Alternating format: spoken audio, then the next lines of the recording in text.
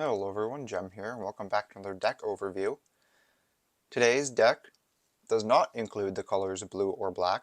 Surprising, I know. Today's deck is mono green, and it's Doric, Nature's Warden. So Doric is a 4 mana, so 3 and a green, Tiefling Druid, 3/3, with Vigilance, and when she enters the battlefield, you search the library for Forest, put on the battlefield tapped, and shuffle. Whenever she attacks, you can pay 1 green to transform her. And she transforms into Doric Owlbear Avenger, which is a 6/6 bird bear with vigilance and trample. And when it transforms into Doric Owlbear Avenger, other legendary creatures you control get +2/+2 and gain trample until end of turn. And at the beginning of your upkeep, you transform her back.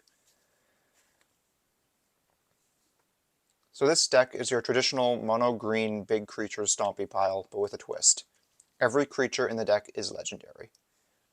Now you may be asking, Jem, why isn't your commander just Reki, the History of Kamigawa, who says whenever you play a legendary spell, draw a card?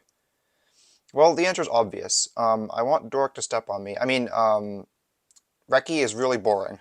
That's what I meant to say. I don't think that drawing a card whenever you do a thing is the most intriguing gameplay.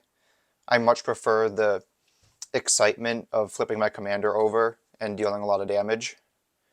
But that's just my opinion. If you like Reki, all power to you. It's just not my style. Now, let's get on to the actual cards of the deck. We have our traditional ramp suite with Explore, Rampant Growth, Cultivate, and 3 visits,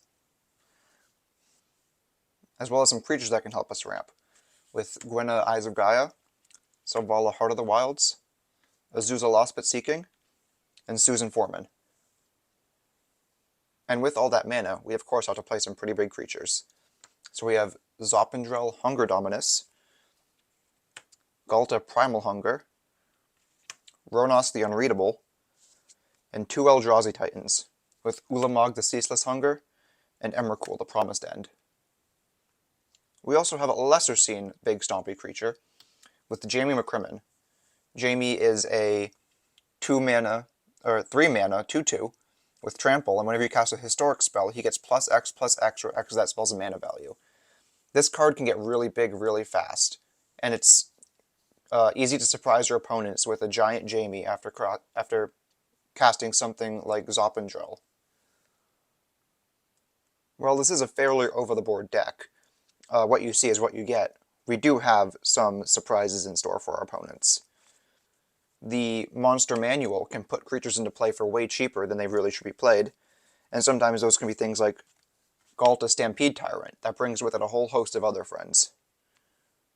Another card that can do something similar is Last March of the Ents, an 8 mana sorcery that draws you cards equal to the greatest toughness among creatures you control, and then puts any number of creatures from your hand onto the battlefield.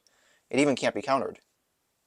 And then finally, there's Triumph of the Hordes, which can win you the game in an instant. Or sorcery. So, that's the deck. This is a really fun one for me to play when I just want to have a good time playing big creatures and smacking face. There's not too much strategy to it, unless you have to hold up creatures in case your opponent plays a board wipe or something like that. So it's good for just those silly games where you just want to have a good time and not think too hard about what you're doing. I hope you enjoyed. Be sure to like and subscribe if you did, and I'll see you next time. Bye!